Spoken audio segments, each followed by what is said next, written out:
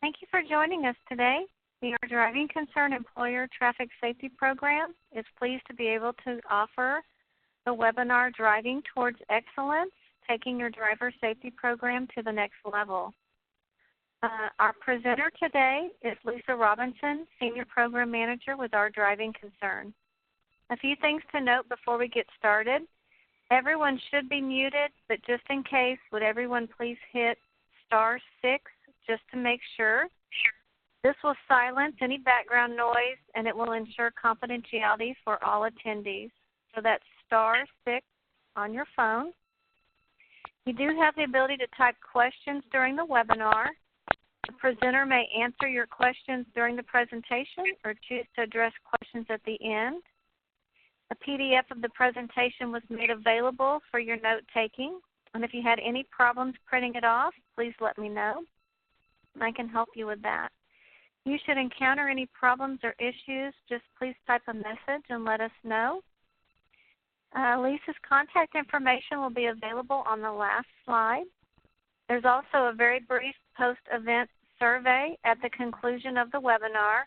Because this program is funded through grant dollars and provided at no cost to employers, we would greatly appreciate your feedback. And with that, I welcome Lisa, and I'll turn it over to her to begin. Thank you, Deanne. Thank you, everybody, for joining us today for this webinar. I'm super excited to be here to talk about driver programs. I spend a lot of time talking to employers about what makes a successful program, where are their areas of weakness, what could they do different, what could they do better. So I want to share some information that I think will be helpful for anybody who have employees who drive to work, from work, as a part of their job, a primary part of their job, maybe assist employees that go down the street, maybe to the bank, do errands. But I want to share some key components to help you as an employer reduce your risk.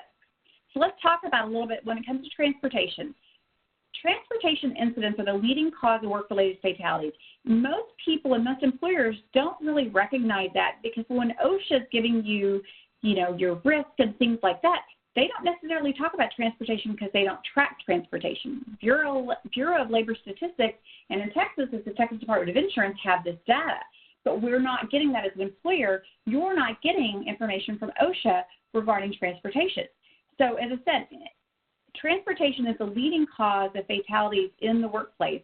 So it's really important to know that it really should be a key component.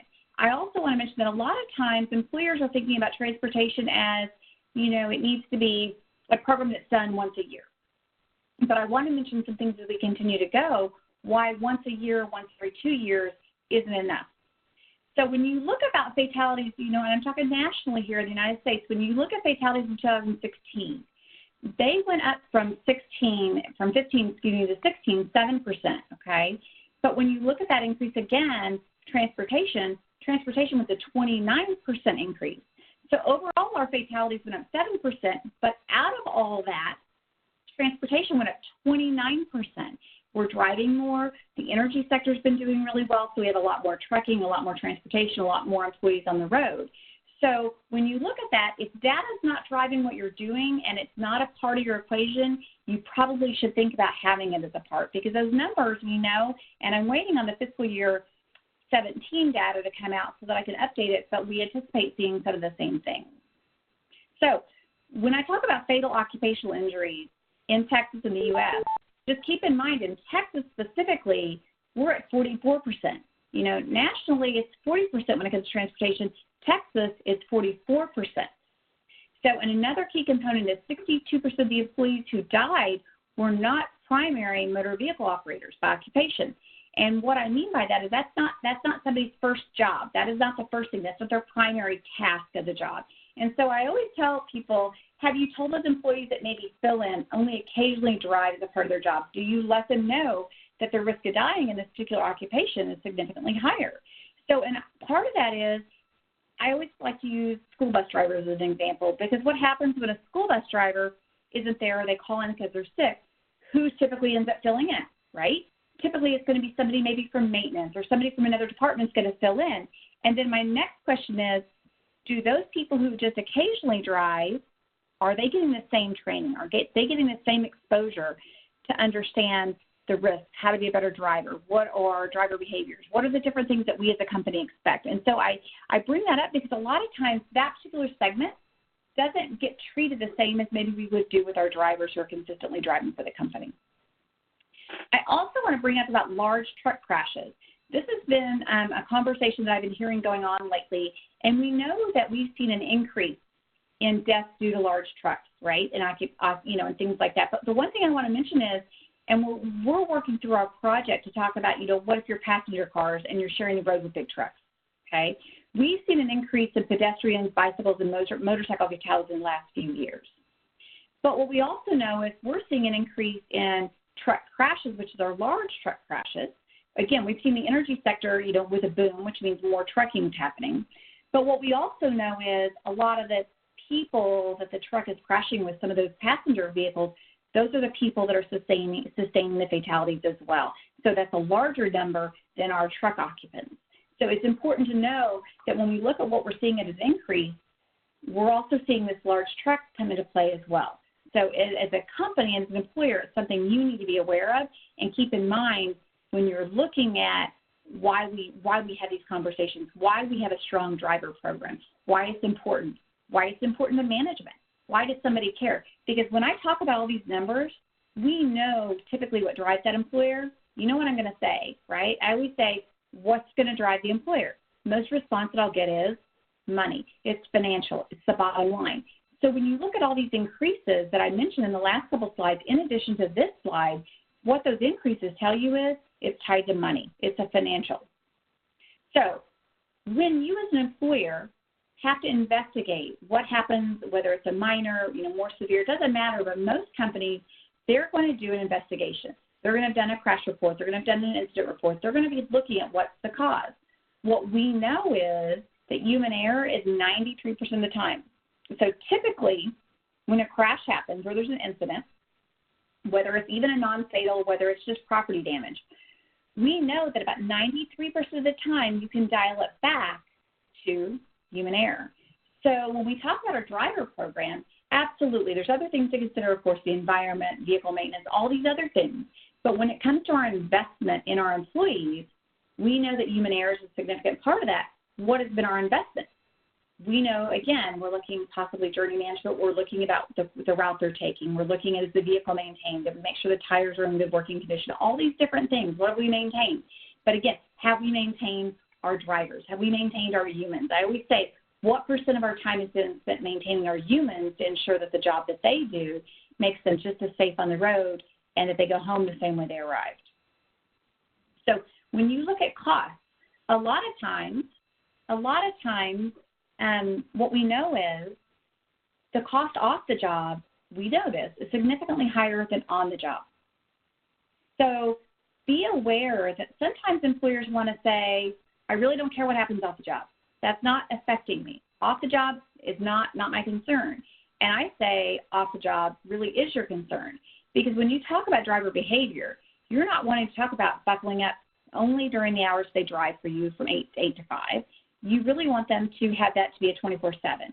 You also want that to infiltrate into the families because that's where your fringe cost is. And I always tell people off-the-job behavior and lost productivity and lost work days, it's primarily with off-the-job behavior that's costing you money. But again, those family members also cost you money. So, and again, it's not just one thing. It's speeding. It's distracted driving. It's alcohol. It's not wearing a seatbelt. It's all of those things that cost money. So, again, I don't think you can focus on one area, and also you want to keep in mind that off the job is a very important component for you as an employer.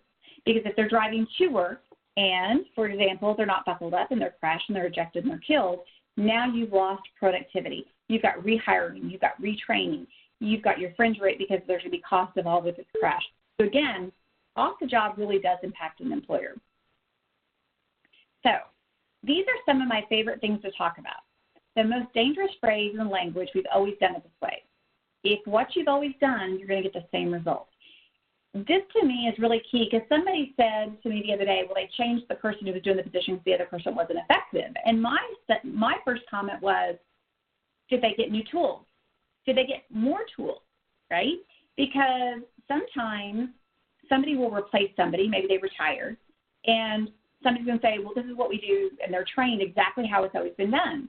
And I'm like, did anyone give thought to evaluating what's working? You know, do we know that it's working? Is it not working? But we continue to do it the same way. Or did we just rehire someone because somebody else maybe wasn't as effective, but did we give them the same tools to achieve? So I always say be really careful, because as times change, the environment changes, the climate changes, different things change. I always say, is it smart to always do it the way we've always done it? I think it's an important part. You know what? Nobody likes going to safety meetings.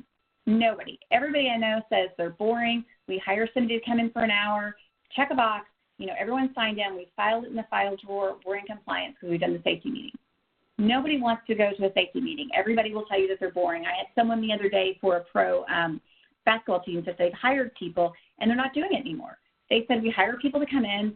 It's not effective. It's not working for us. And so you got to figure out a way to do safety differently. Because if you're not affecting change, you're not really getting behavior change, you're still seeing some of the same incidents, you're seeing a rise in behavior that you don't want, you got to figure out how you do make it a lot more enjoyable and not be boring and not be just, again, checking a box, not just being in compliance. And a lot of times I always say equate adults to the people you're training just like you would children. You know, a lot of times after a while, and I know there's been times that, you know, you'll look out in an audience and there's people that are on their phone, they're on their computer, and they're not really actually hearing anything that's gone on. But they're sitting in that safety meeting because they're required to. And you're delivering the safety meeting because you're required to. But the effectiveness of that safety meeting didn't really occur. You know, we've all seen people get up and they get on the phone. Of course, absolutely, being in risk management, there are going to be emergencies where people have to get up. They've got to leave the room. I get it. But how else can you address and get the information to them so that they're actually wanting to be there? They're getting something from it. We've addressed something. It's not boring. It's giving them something that they need to do their jobs better than the expectations. Because, again, most people, like Horseshack on the left, if you're old enough to know who that is, you know, from Welcome Back, Kotter, you're going to know most people are not actively saying, I want to go to that safety meeting. I want to lead that safety meeting. I want to be in charge. What I also find is a lot of times there's people that come to training or they'll come to meetings and they'll say, yeah, this is the job I was hired for, but you know what? I was told that they've got to have a safety, you know, person in charge of safety, so now I'm in charge of safety. So here this person is, no background in safety, but the company says they have to have somebody in charge of safety, so now this person's in charge of safety. Not only that, but a lot of times people that are doing safety, they're doing risk management, they're doing training, they don't really have a background in training or education. So they don't know how to deliver the information so that way they can make a difference. So again, they're probably going to do some of the same things the way they've always done it. So it's something important to keep in mind. Next, okay, complacency. Somebody asked me one time, and we talked a lot about this, why do we think we're seeing what we're seeing? One thing I do know is when we look at the data, we know that senior drivers, meaning a little bit older drivers for a company, tend to have a higher rate, where most people think it's the younger driver, the newer driver that has more incidents. Well, and I always say this, you know, when that senior driver or the more experienced driver, if you will, has more incidents than this younger driver, why do we think that happens? Well, a lot of it's complacency. If you've ever taught your teams to drive, and when you're in the, you know, in the passenger seat, and you know your team's just finished driver's ed, and then all of a sudden you're driving, they're really quick to tell you all the little things that maybe you're not doing right. But what happens is it's complacency. You know, they become familiar with doing it this way, or they kind of maybe don't follow everything the way they're supposed to exactly follow, right? And so my question to you is, what's the right number? What's the right number that we're going to accept for our incident rate? What's the right number that we're going to accept for our fatality rate? What's the right number that we're going to accept for our costs? What's the acceptable number that we're going to take? What is going to be that acceptable number, right? So my question to you is, we know that complacency is killing us, so what number are you going to accept? We know that in the United States that we're losing about the number of people who die in a plane crash every single day on our roads. So what is the right number? What are we going to accept? So what's the company going to say accept is the right number, is my question to you. So how do you shift the culture? How do you change that, right? If you don't want to accept that anymore, how do you change that? What are you going to do differently? So how can you be more effective? What can you do to affect your culture in your company so that you've got change? And how can you be more effective in what you do? What are you going to do differently, right? So a couple of things that are probably my most favorite thing to talk about or have you know and remember are three things. One is think outside the box. Again, my slide earlier said if you're doing what you've always done, you're going to get the same results. You have to think differently about how you address driver behavior. You have to think differently about how you get your employees to want to do better. How do you address driver behavior? You got to think about it differently. The second thing is, what tools have you given them? And I made that comment earlier. Did we just hire a new employee? We gave them no new tools, right? Did we assess our tools? The reason I showed you the red and the black plunger, my question to you is, what's the difference in the two plungers? One's red, one's black. Absolutely, that's the difference. But what's the primary difference in the plungers? And I always ask this question, and I get a lot of chuckles. We tend to see the red plunger everywhere, right? The red plunger tends to be by the toilet. We see it everywhere. But here's the deal.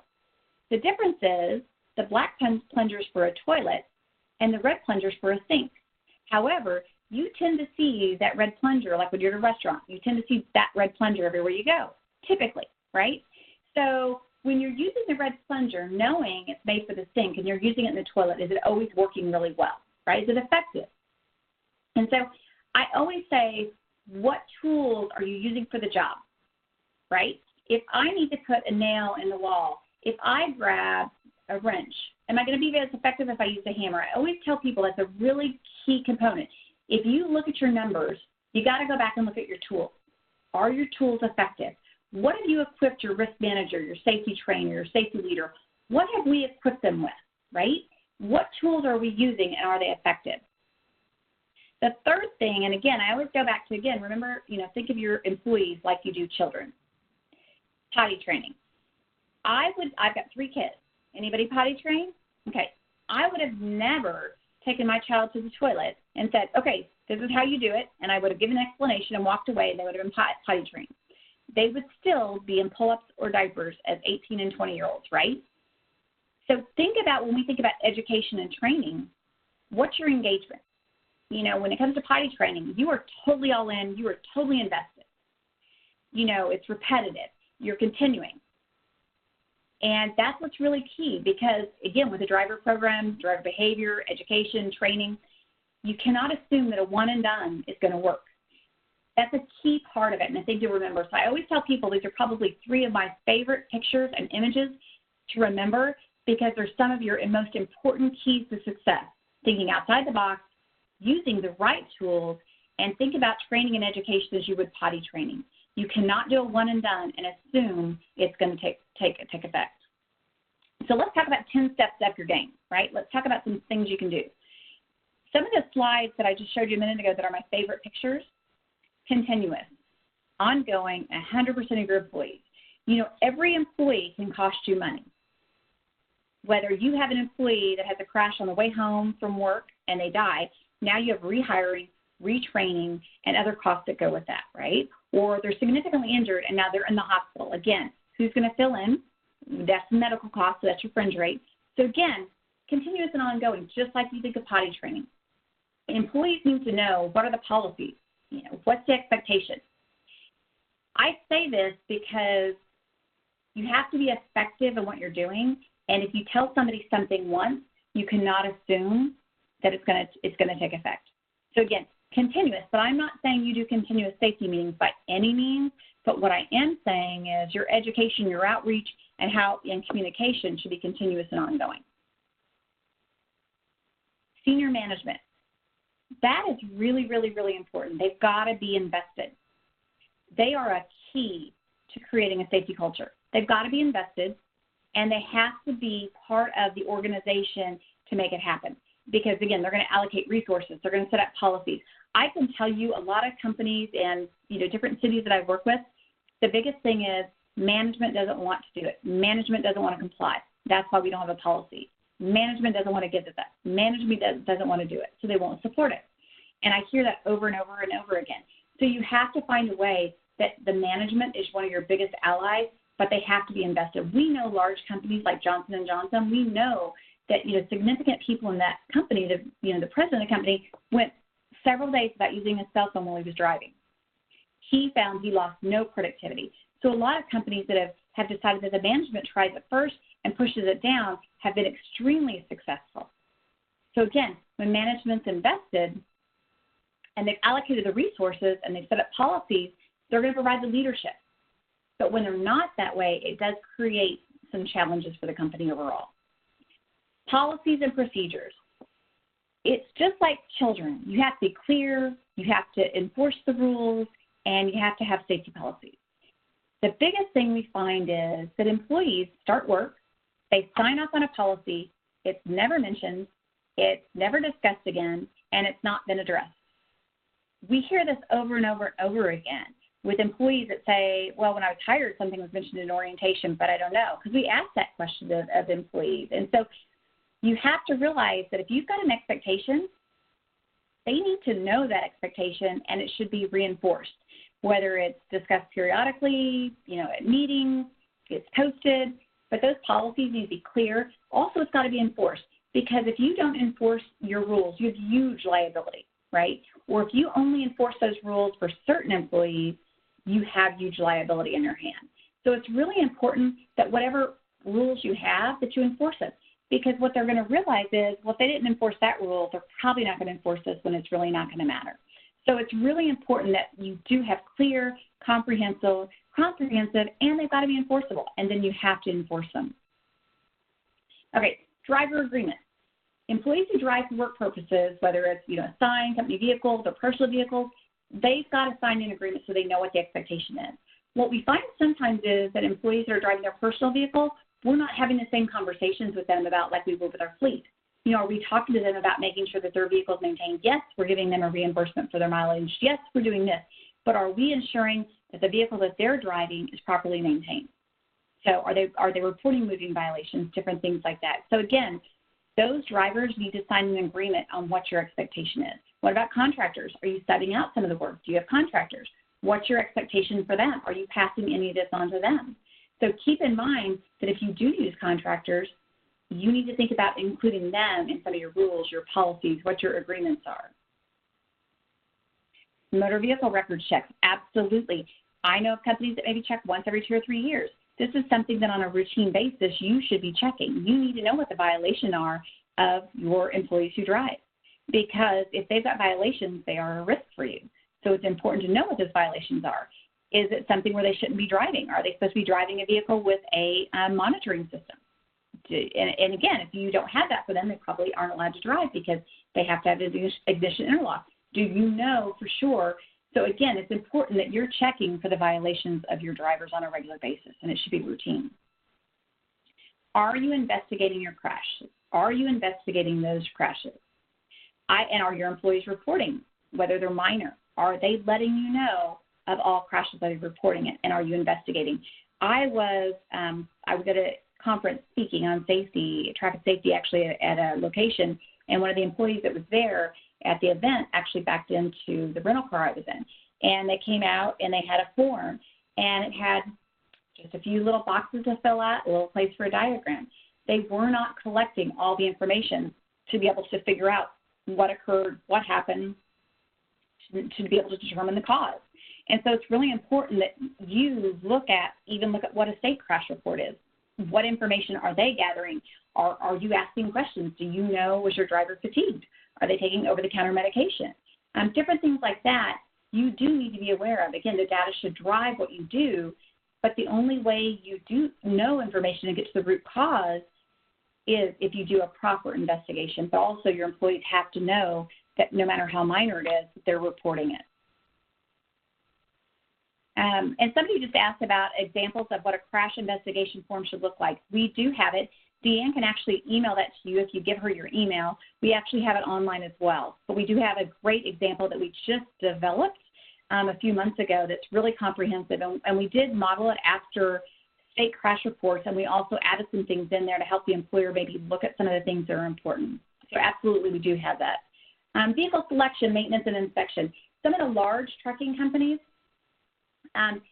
know what it costs them. If that driver's driving this big truck, they know that it's about $18,000 if they've got to replace the clutch on this vehicle. They know that. So they know maintaining those vehicles properly and those employees driving those vehicles correctly saves them money. right?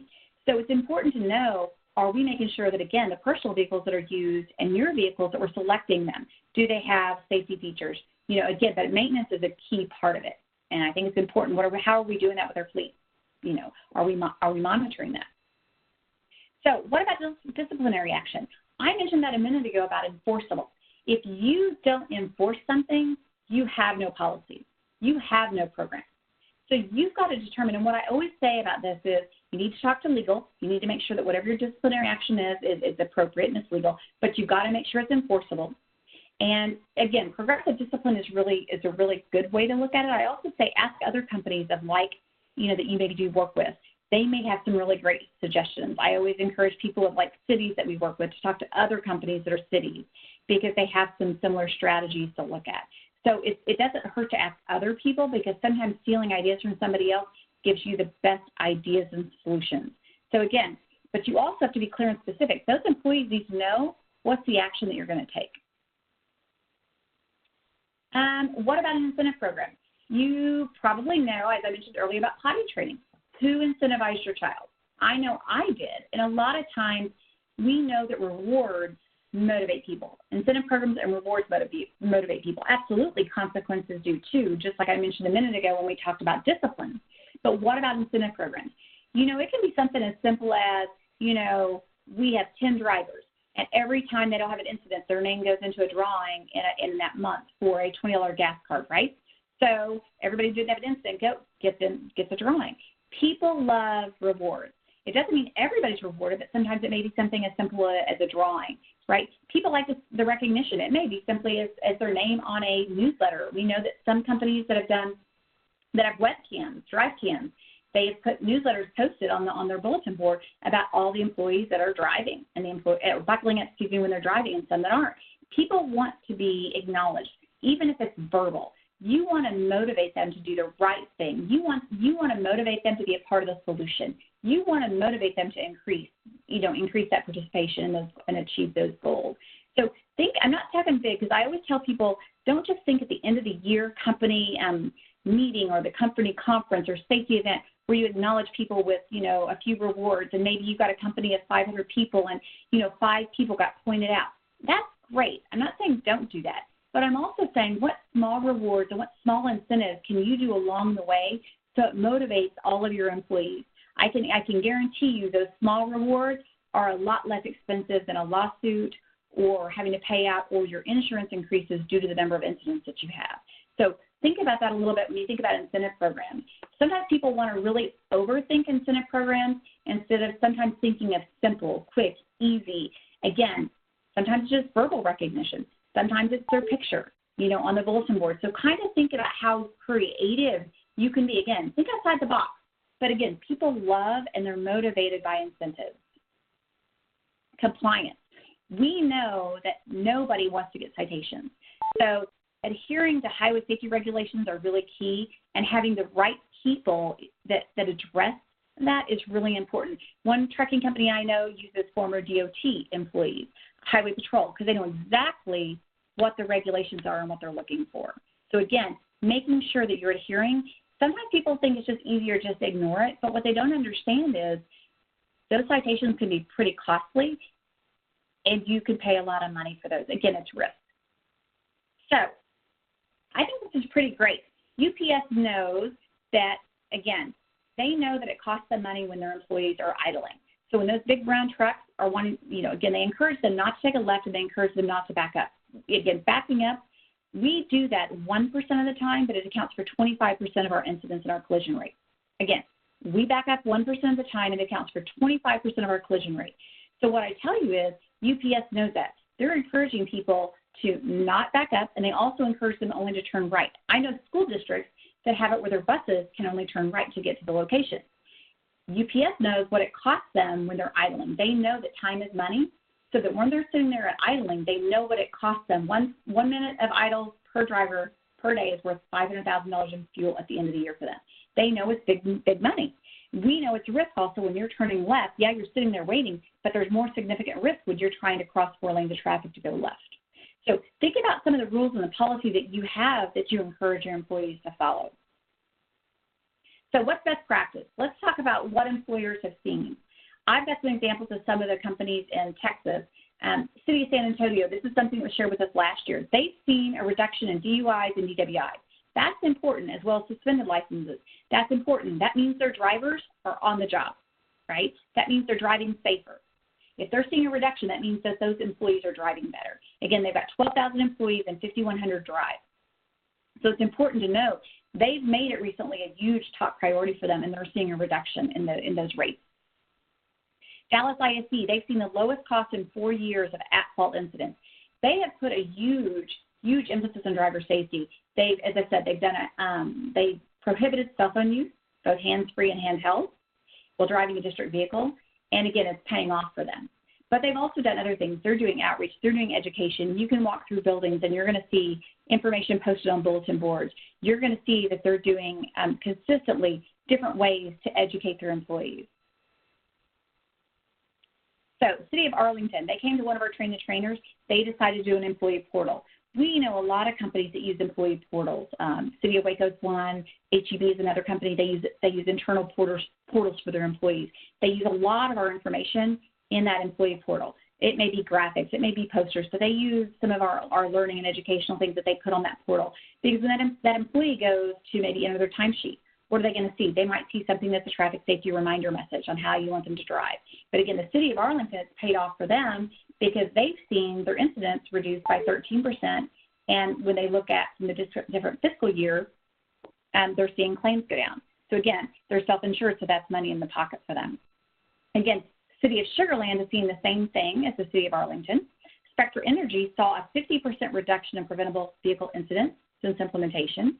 Nowco Champion saw a 13% reduction when they looked at the same quarter in the same period. These are all companies that have made a commitment to make transportation safety way more than just drivers and just once every 2 or 3 years doing like a DDC or a Smith system.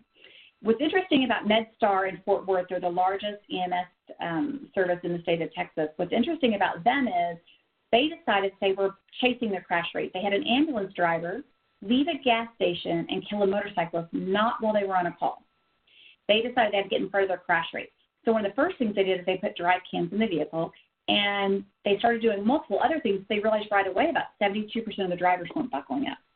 So once they started addressing one thing and then they started working on something else, they saw a steady decline in the number and severity of collisions, but they also saw unsafe behaviors trend downward. They also know that if their ambulances are driving 10 miles slower per mile, they're driving 10 miles an hour slower, what they're noticing is it's only 1 minute of response time, but it reduced their risk significantly. Again, that's evaluating and making transportation safety a priority. They do drive cam MEs. They do a variety of different things. Buffalo Gap. What's great about Buffalo Gap is they do 100 hours of safety training per year, but they open it up to family, friends, and contractors, and they don't pay anything when they're opening it to them because they know those contractors, it's important for those contractors to follow some of the same rules. They also know, again, off the job, and those family members impact their fringe rates and their bottom line. So what are some of the things that we've got? We want to make sure that you know, even though I'm sitting here telling you you need to do stuff, what exactly does it look like? Well, through our project, it's free because we're funded by the Texas Department of Transportation. Everything we do is 100% free for the employer in the state of Texas. So one thing that's really a quick, easy way to connect with us is through our social media.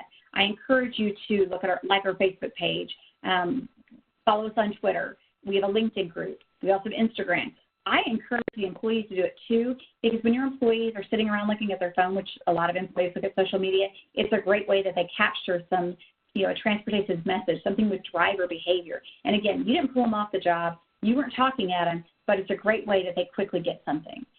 We have a lot of different things like that. If you need to show management the cost, we have different resources and tools and reports so that you can share with management and decision makers what the cost of the crashes is to the employer. We do a variety of different things. These are all things that we've developed because employers told us they needed it. So we've got online learning. One is, driver quiz. That's actually from Defensive Driving. We have that online. We also have it in paper. We've got the online modules you can also do. They're quick, they're easy, they're less than 5 minutes. It prints out a certificate so you know that they did it. There's one, your sign. What are the signs, the road signs? There's a really quick one that's about 5 minutes to see if they know road signs. We do a monthly toilet tabloid that comes out attached to the newsletter. You can find it online also. Employers love that. Again, we didn't pull anybody off the job, but they're consistently seeing transportation safety messages that are quick. And again, everything we produce doesn't look like government. It doesn't look like OSHA. If you're familiar with our materials, you know what the graphics look like. They're eye-catching, they're appealing. We have a blog you can take advantage of. We also have a looping file. This is really great, and we're seeing a lot of companies that are using it in locations where they have monitors.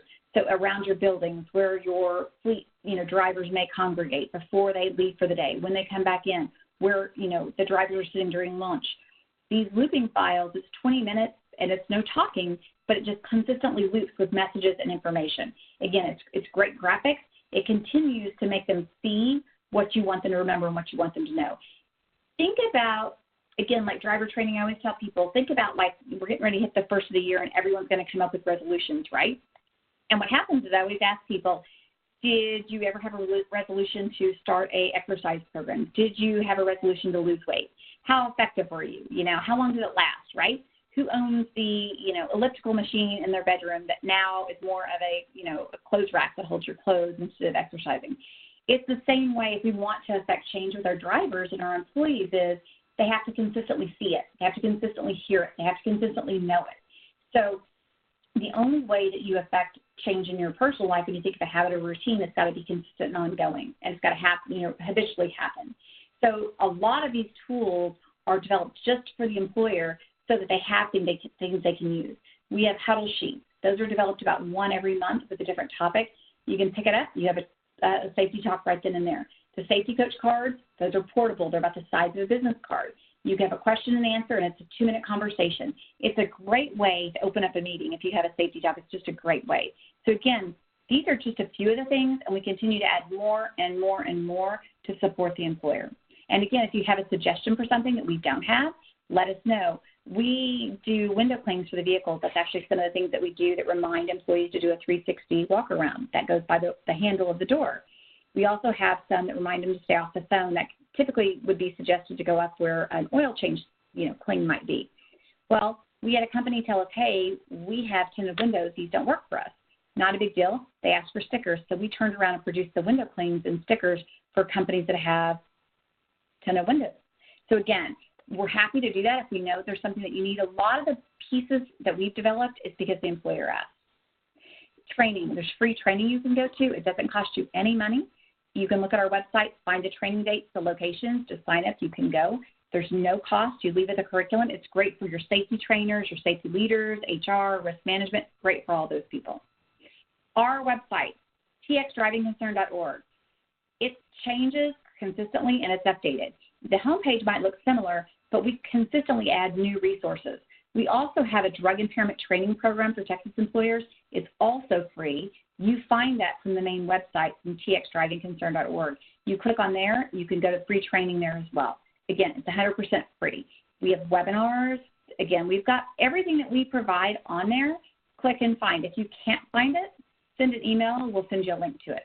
Our newsletter that comes out twice a month also has links to things that you can find. Again, a lot of the stuff on our website, when you like our social media and you follow it, there's going to be links back to it so you can find anything new, articles, safety talk, information that you can use in the workplace with your employees. So these were some of the e-learning I mentioned a minute ago.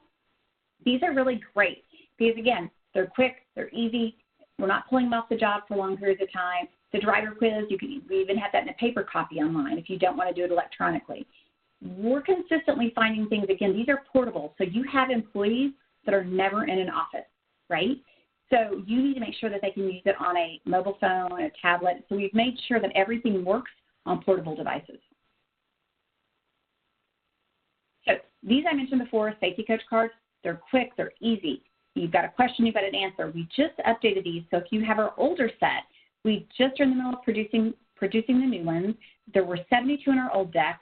There are 102 in our new deck. We deal with railroads, trucking, and some other things that are actually added into this new set of cards.